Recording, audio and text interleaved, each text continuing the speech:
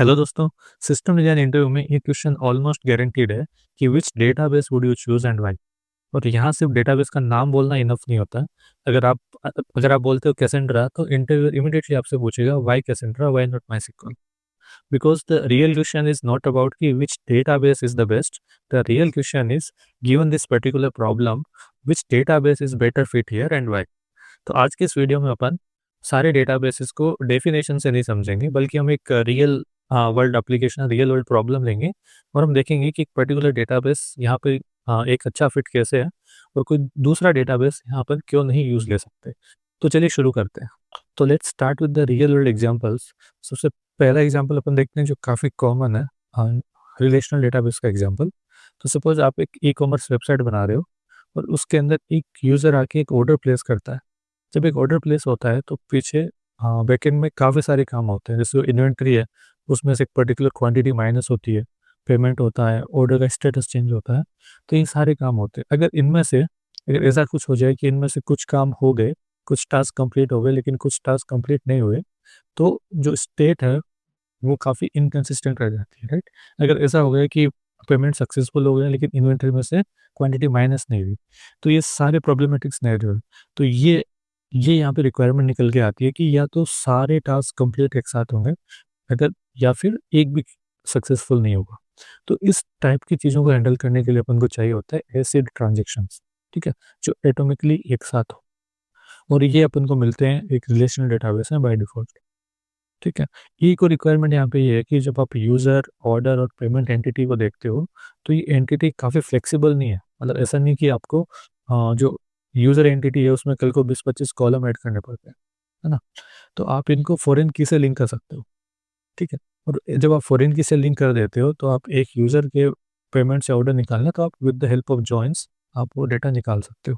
तो जो यहाँ पे मेन रिक्वायरमेंट निकल के आती है अपनी, वो है कि अपन को ऐसा डेटाबेस चाहिए जो एसिड ट्रांजैक्शन सपोर्ट करे, प्लस हाँ, जॉइन वो सपोर्ट करे। और इसके लिए जो सबसे बेस्ट जो अभी है वो है माईएसक्यूएल और आपका पोस्टग्रेसक्यूएल, ठीक है? अब ये क्वेश्चन आ सकता है आपके दिमाग में कि यहाँ पे मोंगोडीबी क्यों नहीं यूज़ दे सकते?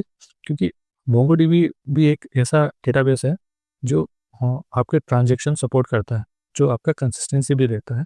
बट जब बात आती है जॉइन्स की, तो वहाँ पे मोंगोडीबी के अंदर अगर मल्टीपल शार्ट्स यूज़ हो रही है, तो जॉइन्स वहाँ पे काफ़ी टाइम टेकिंग होते हैं, ठीक है?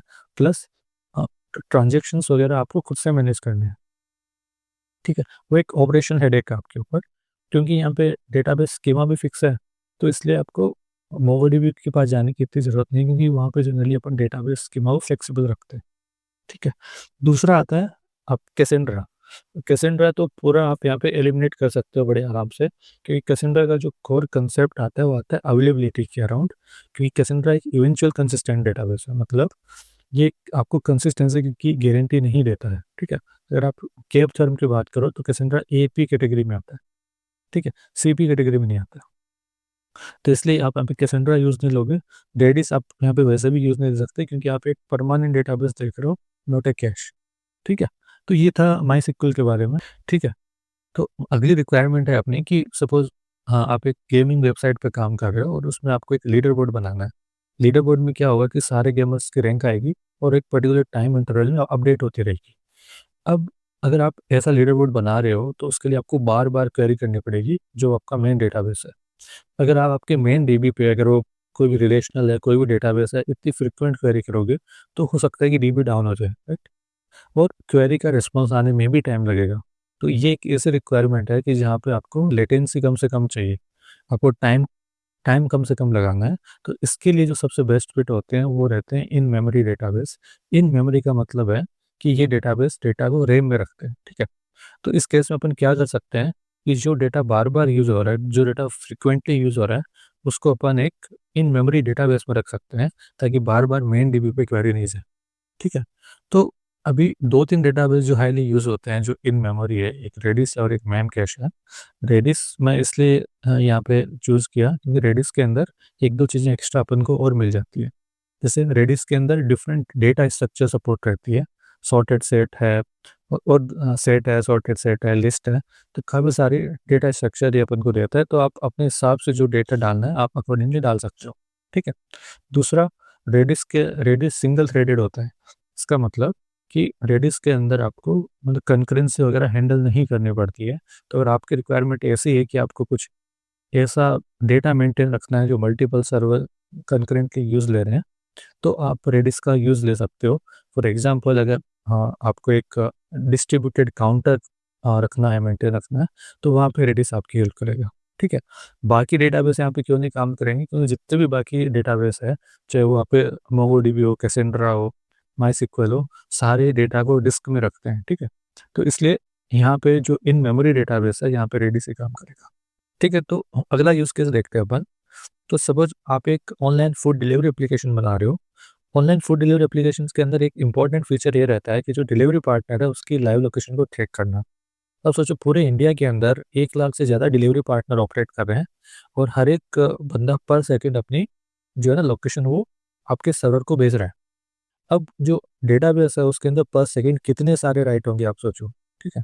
तो अगर आप कोई ट्रेडिशनल डेटाबेस यूज़ लेते हो, जैसे कोई भी मायसीक्वल वगैरह, तो उसके अंदर क्या रहता है कि master replica model generally follow करता है। मतलब सारे जो राइट्स है वो मास्टर पे होते हैं, लेकिन जो रीड है वो रेप्लिका भी कर सकती है। लेकिन क्योंकि यहाँ पे जो राइट की वॉल्यूम काफ़ी ज़्यादा है, तो आपका एक सिंगल इंस्टेंस है इस चीज़ को हैंडल कर नहीं पाएगा ओवर द लॉन्ग टर्म, ठीक है? नॉर्मल पेलोड है, थोड़े टाइम तो हो सकता है मायसीक्वल से काम चल जाए, लेकिन ओवर द पीरियड हो सकता है कि आपका एक सर्वर है वो काफ़ी ना हो। तो इस टाइप की प्रॉब्लम को सॉल्व करने के लिए आपको एक ऐसा डेटाबेस चाहिए जो हाईली स्केलेबल हो और जो राइट ऑपरेशन हो जिसके अंदर वो काफ़ी कम लेटेंसी में होते हो, ठीक है? तो इस टाइप का एक डेटाबेस जो हाईली यूज़ होता है वो है कैसेंड्रा। कैसेंड्रा में क्या होता है कि जब भी आप राइट करते हो तो तुरंत ही जो डिस्क है उसमें राइट नहीं करता है, क्योंकि जनरली जब आप डेटा डिस्क में राइट करते हो तो वो थोड़ा-सा टाइम कंज्यूमिंग होता है। कैसेंड्रा क्या करता है, पहले डेटा मेमोरी में डालता है और फिर उसको एसिंक्रोनसली पूरा मेमोरी को उठा के जो डिस्क है उसमें फ्लश कर देता है, ठीक है? जिस वजह से क्या होता है कि जो राइट ऑपरेशंस हैं वो काफ़ी ईज़ी होते हैं, काफ़ी फास्ट होते हैं, ठीक है? अब इसके अंदर और एक सबसे अच्छी बात होती है यहाँ पे कैसेंड्रा की, कि ये peer to peer model follow करता है। मतलब इसके अंदर कोई मास्टर या कोई भी लीडर नहीं होता है। अगर आपको डेटा राइट करना है तो आप किसी भी नोड को भेज सकते हो, ठीक है? किसी भी नोड को भेज सकते हो और इसके अंदर जो शार्डिंग और जो डिस्ट्रीब्यूशन होता है वो होता है कंसिस्टेंट हैशिंग की मदद से। तो ये ऑल टुगेदर एक डिफरेंट टॉपिक है। बट आप ये मानो कि अगर राइट हेवी ऑपरेशन है तो आप वहाँ पे कैसेंड्रा यूज़ ले सकते हो, ठीक है? इसके अलावा और भी एग्जांपल हो सकते हैं। सपोज़ आपको एक ऐसा सिस्टम है जहाँ पर सेकंड में बहुत सारे लोग या फिर मॉनिटरिंग सिस्टम बना रहे हो, जहाँ पे बहुत सारे लोग, बहुत सारे डेटा आपको डालना है, तो वहाँ भी आप कैसेंड्रा यूज़ ले सकते हो। अब इस केस में मोंगोडीबी की क्या सिचुएशन है वो देखते हैं। मोंगोडीबी भी आप इस तरह से डिज़ाइन कर सकते हो कि वो ये काम करे, बट जो एडवांटेज यहाँ पे इसको मिलता है, मतलब कैसेंड्रा को मिलता है राइट के केस में, क्योंकि राइट काफ़ी फास्ट है ना? वो एडवांटेज आपको मोंगोडीबी में नहीं मिलेगा। हो सकता है कि वो थोड़ा वो इसके बराबर स्केल कर सकते हैं, वो सारी बातें हैं, बट अगर राइट ऑपरेशंस है, तो उनके लिए Cassandra is the best. But आप यहाँ पे मोंगोडीबी को पूरा हटा नहीं सकते कि ब काम ही नहीं ले सकते, आप ये नहीं बोल सकते, ठीक है? फिर आता है एडो क्वेरीज़ का यहाँ पे एक और। एडो क्वेरीज़ का मतलब क्या है कि जब आप कैसेंड्रा केस में क्या होता है कि आपको पहले से बताना होता है कि पार्टीशन की क्या है और सॉर्ट की क्या है। जब भी आप टेबल डिज़ाइन करते हो कैसेंड्रा के अंदर, अपना स्कीमा डिफाइन करते हो, उसी टाइम पे आपको बताना होता है कि आपकी पार्टीशन की क्या होगी, आपकी सॉर्ट की क्या होगी, और उसी के हिसाब से आप आगे आप पहले सोचते हो कि कौन से 2 फील्ड है जिन पे हम क्वेरी कर सकते हैं, ठीक है? तो अगर आप इन 2 पे क्वेरी करते हो तो इतना कॉस्टली नहीं होता। लेकिन इसके अलावा बाकी फील्ड पे अगर आपको क्वेरी करनी है, तो क्वेरी का जो टाइम है वो काफ़ी ज़्यादा होता है, ठीक है? तो जो एड-हॉक क्वेरीज़ रहती है वो आपकी, ये मानो कि कैसेंड्रा में उतनी सफिशिएंट नहीं होती है, लेकिन वो काम आपको मोंगोडीबी अच्छा करके देता है। तो ये एक तरह से ट्रेड ऑफ ही है। आप ये कभी नहीं कह सकते कि यही है, बाकी यूज़ ही नहीं ले सकते। लेकिन आप इस वाले पर्टिकुलर केस में अपन देखें जहाँ अपन डिलीवरी पार्टनर की लोकेशन अपन भेज रहे हैं, तो यहाँ इस केस में सबसे जो सही डेटाबेस रहता है वो रहता है कैसेंड्रा। अगला यूज़ केस आता है अपने पास कि सपोज़ आप एक ई-कॉमर्स वेबसाइट बना रहे हो, चाहे अमेज़न हो, मान लो फ्लिपकार्ट हो। ये सारी वेबसाइट्स के अंदर जो एक कॉमन रिक्वायरमेंट रहती है वो ये है कि इनके जितने भी प्रोडक्ट्स जब आप वहाँ पे लिस्ट डाउन करते हो, तो हर एक प्रोडक्ट के अपने एक डिफरेंट एट्रीब्यूट्स होते हैं, ठीक है? तो अगर आप एक सारे प्रोडक्ट को किसी एक टेबल में स्टोर करना चाहो और उस टेबल के अंदर कॉलम्स डिफाइन करना चाहो, तो काफ़ी मुश्किल हो जाता है। फॉर एग्ज़ाम्पल, अगर आप मोबाइल फ़ोन्स को देखो तो उनके एट्रीब्यूट्स रहते हैं कि इसकी रैम साइज़ कितनी है, स्क्रीन साइज़ क्या है, राइट? स्टोरेज कितना है। फिर अगर आप ई-कॉमर्स वेबसाइट के अंदर किसी बुक को देखते हो, तो बुक के अंदर होता है कि ऑथर क्या है, एडिशन क्या है, राइट? तो ये सारी चीज़ें हर एक आइटम के डिफरेंट एट्रीब्यूट्स होते हैं। तो आपको ये समझ में आ रहा है कि इनको किसी एक पर्टिकुलर स्कीमा बाउंड आप नहीं रख सकते। तो जब यहाँ पे इस टाइप का डेटा आता है कि जहाँ पे एक फिक्स स्कीमा नहीं है, तो वहाँ आप एक डॉक्यूमेंटेड डेटाबेस का यूज़ लेते हो। डॉक्यूमेंट डीबी मतलब ये डॉक्यूमेंट डीबी में क्या होता है कि एज़ अ डॉक्यूमेंट स्टोर होता है, चाहे वो जेसन हो या फिर उस किस फॉर्मेट में डेटा आपका स्टोर होता है। तो इस टाइप के लिए यहाँ पे जो डेटाबेस प्रपोज़ कर रहे हैं हम लोग वो है मोंगोडीबी। ठीक है? मोंगोडीबी में क्या होता है कि आपको एक स्कीमा पहले से डिफाइन करना नहीं होता है। आप एक फ्लेक्सिबल स्कीमा होता है। आप एक इंसर्ट कर एक डिफरेंट स्कीमा के साथ उसी टेबल में आप एक और इंसर्ट कर सकते हो जिसके अंदर 1-2 एडिशनल कॉलम और हो। ठीक है? अब मोंगोडीबी जैसे और भी डेटा जैसे आप मान लो कैसेंड्रा है, तो कैसेंड्रा में भी आप एक प्रॉपर कैसेंड्रा में क्या होता है कि आप कॉलम्स वेरी कर सकते हो वहाँ भी, लेकिन वहाँ एक मेन यूज़ केस रहता है कि जब आप टेबल डिफाइन कर रहे हो, तो तभी आपको पार्टीशन की और सॉर्ट की ये सब डिफाइन कर देना होता है। जब आप उसके बाद बाकी चीज़ों पे क्वेरी करते हो तो काफ़ी कॉम्प्लेक्स होता है। लेकिन मोंगोडीबी के अंदर आप किसी भी फील्ड पे क्वेरी कर सकते हो। ये इंटरनली एक क्वेरी ऑप्टिमाइज़र का यूज़ लेता है, ठीक है? तो आप डिफरेंट डिफरेंट फील्ड पे अगर क्वेरी करना चाहते हो, तो वो चीज़ भी यहाँ पे काफ़ी ईज़ी होती है, ठीक है? तो अगर आप 2 पैरामीटर इस डायग्राम में देखो, पहला है फ्लेक्सिबल स्कीमा, ये आपका मोंगोडीबी में होता है और ये आपका एक एक तरह से मतलब कैसेंड्रा भी उसको एक तरह से सपोर्ट करता है। बट कैसेंड्रा आपको ये फ्लेक्सिबिलिटी नहीं देता है कि आप किसी भी रैंडम फील्ड पे ऑप्टिमाइज़ तरीके से क्वेरी कर पाओ। लेकिन जो एसक्यूएल होता है, जो आपके नॉर्मल डेटाबेस रहते हैं, वो एक प्री डिफाइंड स्कीमा पे काम करते हैं, वो आपको फ्लेक्सिबल स्कीमा का ऑप्शन नहीं देते। एक ऑप्शन आप ये कह सकते हो कि उन कॉलम्स की वैल्यू को है ना नलेबल रख लो। बट अगर आप इतने सारे अगर आपके ना प्रोडक्ट की वैरायटी बढ़ती जाएगी तो आप सोचो आप कितने कॉलम ऐड करोगे उसके अंदर, तो वो एक सही तरीका नहीं होगा। दूसरा मोंगोडीबी में क्या होता है कि जॉइन एट स्केल, तो हाँ, मोंगोडीबी के अंदर अगर आप 2 डिफरेंट टेबल्स को जॉइन करना चाहो, तो अगर एक लार्ज स्केल पे वो काफ़ी काफ़ी कॉस्टली होता है, काफ़ी टाइम कंज्यूमिंग होता है। लेकिन ये काम एसक्यूएल आपको आसानी से करके देता है और ये काम आपको कैसेंड्रा नहीं करके देता। मैं बस आपको एक दोनों का ट्रेड ऑफ्स बता रहा हूँ। लेकिन ये जो मैंने यहाँ पे पर्टिकुलर यूज़ केस लिया हमने, कि अपन को एक है ना प्रोडक्ट कैटलॉग स्टोर करना है, तो इस टाइप के यूज़ केस के लिए आपके पास क्योंकि आपको उसके ऊपर क्वेरी भी करनी होती है ना? आपको सारे प्रोडक्ट्स वहाँ पे शो करने होते हैं सर्च के हिसाब से, तो आपको काफ़ी रिगरसली क्वेरी करनी है, तो इन इन सारे केस में आप मोंगोडीबी यूज़ ले सकते हो, ठीक है? ठीक है, तो अभी अपन अगला यूज़ केस देखते हैं। तो सपोज़ आपको किसी ई-कॉमर्स वेबसाइट का जो है ना शॉपिंग कार्ट बनानी है, कार्ट सिस्टम बनाना है, ठीक है? लेकिन आपको ये भी ध्यान में रखना है कि जो मतलब बिग बिलियन डे हो या फिर एक बड़ी सेल आए फ्लिपकार्ट के ऊपर, अमेज़न के ऊपर, तब भी ये उस चीज़ को सपोर्ट कर पाए। तो भी होता क्या है ना कि जब इतनी बड़ी सेल आती है, तो जो ट्रैफ़िक आता है सिस्टम पे, वो अपन लोग पहले से इतना ज़्यादा प्रेडिक्ट कर नहीं सकते, ना? तो आपको कुछ ऐसा चाहिए इसके अंदर, या तो आपको पूरी डेवऑप्स टीम चाहिए जो अ, सारी स्केलिंग और सारे ऑपरेशन ओवरहेड कंट्रोल करे, या फिर आप क्या कर सकते हो, आप एक ऐसा डेटाबेस यूज़ ले सकते हो जो ऑलरेडी मैनेज्ड हो। मैनेज्ड डेटाबेस मतलब जैसे आप एडब्ल्यूएस का अगर डायनामो यूज़ लेते हो, तो वो ऑलरेडी मैनेज्ड होता है। एडब्ल्यूएस अपने आप जो स्केलिंग वगैरह है, वो सारी चीज़ें अपने आप लिखेगा, आपको टेंशन लेने की उसमें ज़रूरत नहीं है, ठीक है? तो इस टाइप का जो हाइली यूज्ड डेटाबेस आजकल है, वो है डायनामोडीबी और ये सबसे बड़ा एडवांटेज है कि मैनेज्ड होता है। आप इसके लिए कैसेंड्रा भी यूज़ ले सकते हो, जो ऑलमोस्ट सेम चीज़ें आपको करके देगा, बट वहाँ आपको जो ऑपरेशनल वाला काम है, जो क्लस्टर की ऑपरेशंस है, वो आपको खुद से देखनी पड़ेगी। आपको एक डेवऑप्स टीम रखनी पड़ेगी प्रॉपर, जो ये काम करेगी, ठीक है? तो ये सबसे बड़ा यहाँ पे एडवांटेज है। सिमिलरली जो डायनामोडीबी है, वो एक की वैल्यू स्टोर है, ठीक है? लेकिन जो इसके प्रिंसिपल है, वो ऑलमोस्ट कैसेंड्रा के सिमिलर होते हैं, क्योंकि दोनों एक कॉमन चीज़ से इंस्पायर्ड है। तो अमेज़न के अंदर एक पेपर पब्लिश हुआ था, वो था डायनामो पेपर, उसका नाम था डायनामो पेपर। उस पेपर के बेसिस पे ही आगे जाके डायनामो और ये जो कैसेंड्रा है, ये 2 डेटाबेस बने, ठीक है? तो दोनों का जो कोर प्रिंसिपल है, मतलब डिस्ट्रीब्यूटेड सिस्टम या जो क्लस्टर को मैनेज करने का, वो ऑलमोस्ट सिमिलर है। लेकिन दोनों का जो कोर स्टोरेज है वो डिफरेंट है। कैसेंड्रा एक वाइड कॉलम डेटाबेस है, लेकिन डायनामो एक की वैल्यू स्टोरेज है, ठीक है? लेकिन डिस्ट्रीब्यूटेड सिस्टम्स में जो क्लस्टर को मैनेज करने का काम है, उसका प्रिंसिपल दोनों का ऑलमोस्ट सेम है। तो अब जो डायनामो डीबी है, जो मेन एडवांटेज मैंने आपको बताया कि ऑपरेशन ओवरहेड नहीं है। अगर बिग बिलियन डे सेल पे बहुत सारे एक साथ आते हैं ऑर्डर ट्रांजैक्शन, ये अपने आप स्केल करेगा। फिर आता है क्वेरी फ्लेक्सिबिलिटी। सिमिलरली जो मैंने कैसेंड्रा में आपको बताया था, जब इसके अंदर आप स्कीमा डिफाइन कर रहे होते हो तभी आपको पार्टीशन की और सॉर्ट की बतानी होती है। उसके बाद एडहॉक क्वेरीज जो होती है किसी दूसरे फील्ड पे, रैंडम क्वेरीज, वो आप यहाँ पे नहीं कर सकते, वो बहुत स्लो होती है, ठीक है, उसको सपोर्ट नहीं करता है। लेकिन जो मोंगो डीबी है उसमें अच्छा है। तो वही मैं आपको ट्रेड ऑफ बता रहा हूँ।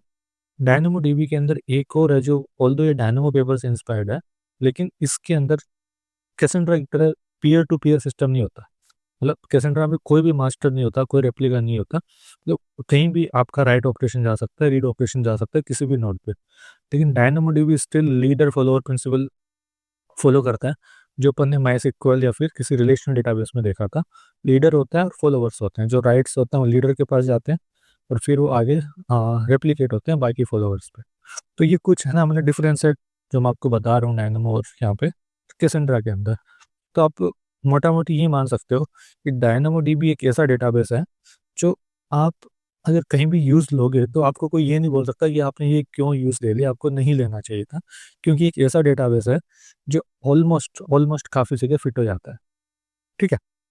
और इसकी जो कंसिस्टेंसी है वो आप ट्यूनेबल है, मतलब आप इसको सीपी बना सकते हो, आप इसको एपी भी बना सकते हो, ट्यूनेबल कंसिस्टेंसी के साथ आता है। तो अगला यूज़ केस आता है अपने पास कि किसी भी ई कॉमर्स वेबसाइट पे या कोई भी वेबसाइट जहाँ पे आप सर्च कर पाते हो, वहाँ पे क्या आपने ये चीज़ नोटिस करी होगी कि अगर आप कोई भी चीज़ सर्च कर रहे हो और अगर आपने स्पेलिंग गलत लिख दी वहाँ पे, कुछ इधर उधर हो गया, लेकिन स्टिल वो आराम से आपको इजीली बिल्कुल रिलेवेंट चीज़ें सर्च करके देता है ना।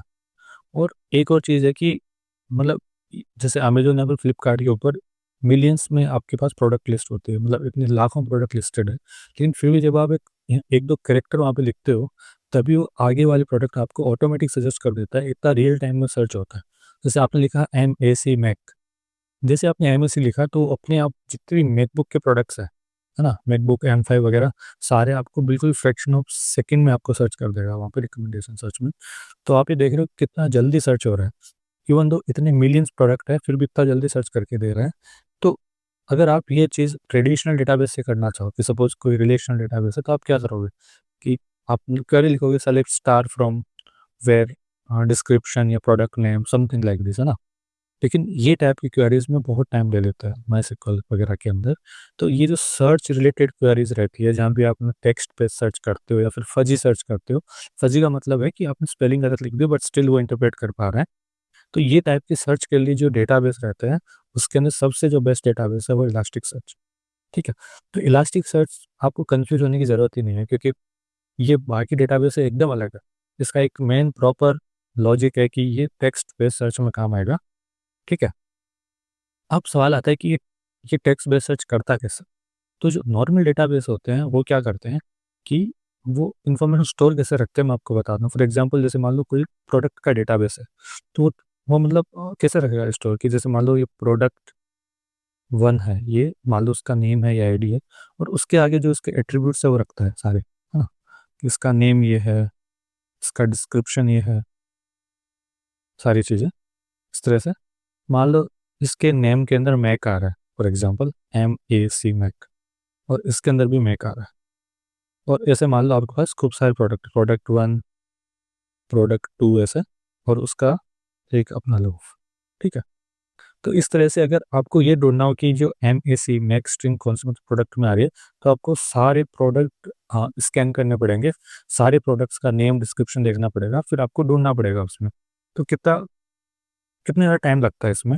इलास्टिक सर्च क्या होता है, इसको अदर वे अराउंड करता है। कैसे करता है, वो क्या करता है कि जो जितने भी नेम आते हैं, जैसे मान लो मैक है, तो क्या करता है, वो की के अंदर मैक रखेगा और वैल्यू के अंदर सारे डॉक्यूमेंट, मतलब जितने भी डॉक्यूमेंट ये चीज़ रखते हैं उनकी आईडीज रखेगा। जैसे मान लो प्रोडक्ट 1 है, प्रोडक्ट 2 है, प्रोडक्ट 5 है, ऐसे मतलब इन सारे प्रोडक्ट के अंदर मैक वर्ड यूज हो रहा है। तो आप वहाँ पे जैसे टाइप करते हो सर्च में MAC, तो सीधा ये बस इन इन सारे प्रोडक्ट्स को लाके आपको दे देगा। तो एक तरह से ये मतलब हैश मैप की तरह रखता है और आपको तुरंत डेटा ला के देता है। इसको बोलते हैं इन्वर्टेड इंडेक्स, ठीक है। इस कंसेप्ट का नाम है इन्वर्टेड इंडेक्स, और नाम से आपको समझ में आ रहा है कि ये जो चीज़ वैल्यू में वो यहाँ पे की में रखता है, ठीक है। इसीलिए इतना फास्ट होता। लेकिन ये भी समझ में आ रहा होगा कि ये आपका मेन डेटाबेस नहीं हो सकता। तो जनरली क्या होता है कि मेन जो डीबी होता है, जैसे आपको प्रोडक्ट स्टोर करना है, तो मैंने आपको बताया कि ई-कॉमर्स के अंदर जब आप प्रोडक्ट स्टोर करते हो तो आपको फ्लेक्सिबल स्कीमा चाहिए। तो उसके लिए आप मोंगोडीबी यूज़ कर सकते हो, वो आपका प्राइमरी डेटाबेस है जो हाईली स्केलेबल है और हाईली ड्यूरेबल है। लेकिन उसका डेटा आपको टाइम टू टाइम यहाँ पे कॉपी करना पड़ेगा इलास्टिकसर्च। तो जब भी कोई नया प्रोडक्ट आएगा, आप उसको पहले मोंगोडीबी में डालोगे, तो उसके बाद उसको इलास्टिकसर्च में इंडेक्स करोगे, ठीक है? ताकि अब वो सर्च के लिए तैयार है, ठीक है? तो ये होता है इलास्टिकसर्च, ठीक है? अगला यूज़ केस देखते हैं, इसको एक एग्जांपल से समझते हैं, ठीक है? सपोज़ आपको एक ऐसा एप्लीकेशन बनाना है जिसके अंदर सारी मूवीज़ की लिस्ट आती हो रिकमेंडेशन में, और एक मान लो सर्च बार हो, उसके अंदर आप वहाँ पे कोई भी थीम या कोई भी टेक्स्ट वहाँ पे सर्च करो, तो उसके रिलेवेंट उससे मिलती-जुलती सारी मूवीज़ आपको मिल जाए, ठीक है? तो सपोज़ आपको मूवीज़ देखनी है जो स्पेस, जो स्पेस ट्रैवल से रिलेटेड हो, ठीक है? तो आप वहाँ पे ऊपर ज सर्च में डालोगे स्पेस ट्रैवल। अब मान लो 2 मूवीज़ है, एक एम-वन है, उसके डिस्क्रिप्शन के अंदर स्पेस ट्रैवल पड़ा है नाम, ठीक है? लेकिन एक एम-टू मूवी है, उसके डिस्क्रिप्शन में स्पेस ट्रैवल नहीं है, लेकिन उसके अंदर नाम है एस्ट्रोनॉट, ठीक है? अब जब आप सीधा सर्च करते हो, मान लो अभी हमने इलास्टिक सर्च देखा वहाँ से, तो इलास्टिक सर्च कभी भी एम-टू आपको रिज़ल्ट में नहीं देगा मूवी, ठीक है? क्यों नहीं देगा? क्योंकि वो तो डायरेक्टली टेक्स्ट मैच करता है या फिर फज़ी सर्च करता है। लेकिन यहाँ आपको चाहिए कि ये मूवी भी आनी चाहिए क्योंकि है तो ये उसी से रिलेटेड। एक के अंदर एस्ट्रोनॉट आ रहा है, एक में स्पेस ट्रैवल आ रहा है। तो यहाँ आपको चाहिए मीनिंग बेस्ड सर्च, मतलब एग्ज़ैक्टली सेम नहीं हो लेकिन उनका मीनिंग सेम हो। इस टाइप के सर्च को करने के लिए जो डेटाबेस काम में आते हैं, वो आते हैं वेक्टर डेटाबेस, जो मीनिंग को सर्च करते हैं, ठीक है? अब ये मीनिंग को सर्च कैसे करते हैं, अब इसके ऊपर मैंने एक पूरी वीडियो बना रखी है वेक्टर डेटाबेस पे, आप वहाँ पे जाके उसको देख सकते हो। मैं यहाँ मैं आपको एक बार शॉर्ट में बता देता हूँ। वेक्टर डेटाबेस में क्या होता है कि हर एक कीवर्ड को, हर एक स्ट्रिंग को अपन वेक्टर फॉर्म में रिप्रेजेंट करते हैं। वेक्टर क्या है? एक ग्रुप ऑफ नंबर है, ठीक है? और उनको स्टोर कर लेते हैं। जब एक नई क्वेरी आती है, नई क्वेरी मतलब आप कोई टेक्स्ट या कुछ कीवर्ड डालोगे, तो हम उस कीवर्ड या फिर उस टेक्स्ट को एक वेक्टर में पहले कन्वर्ट करते हैं, उसको बोलते हैं क्वेरी वेक्टर। और उस क्वेरी वेक्टर को जितने भी वेक्टर अपने डेटाबेस में है, उनसे कंपेयर करते हैं, और जो सबसे सही मैच होता है, वो अपना रिलेवेंस होता है, ठीक है? वो अपना एक तरह से सर्च रिजल्ट में आ जाएगा। अब ये जो मैचिंग वाला काम होता है, इसके लिए अपन जो एल्गोरिथम काम में लेते हैं, उसको बोलते हैं नियरेस्ट नेबर सर्च, ठीक है? तो अगर सारे वेक्टर को आप है ना कैनवास पे दिखाओ, एक अगर मान लो 2D वेक्टर है, तो अगर आप यहाँ पे दिखाओ तो आप एक तरह से उनको एज़ ए कोऑर्डिनेट के फॉर्म में रिप्रेजेंट कर पाओगे। तो क्या रहता है, अगर कोई 2 वर्ड सिमिलर मीनिंग के हैं, तो एकदम पास-पास रहेंगे इसमें, ठीक है? अगर आप इनको एरो से बताओ, तो ये दोनों एकदम पास-पास रहेंगे, उसको बोलते हैं नियरेस्ट नेबर सर्च। लेकिन आप ये सोचो कि अगर हर एक वेक्टर को सारे वेक्टर से आप मैच करोगे और स्कोर निकालोगे, तो ये बहुत ज़्यादा टाइम कंज्यूमिंग तैयारी हो जाएगी। तो इसलिए क्या करते हैं, वेक्टर डेटाबेसेस में भी इंडेक्सेस होते हैं, और अपन पहले इंडेक्स निकालते हैं, और उसके बाद अपन नियरेस्ट नेबर सर्च की जगह अप्रोक्सीमेट नियरेस्ट नेबर सर्च करते हैं, ठीक है?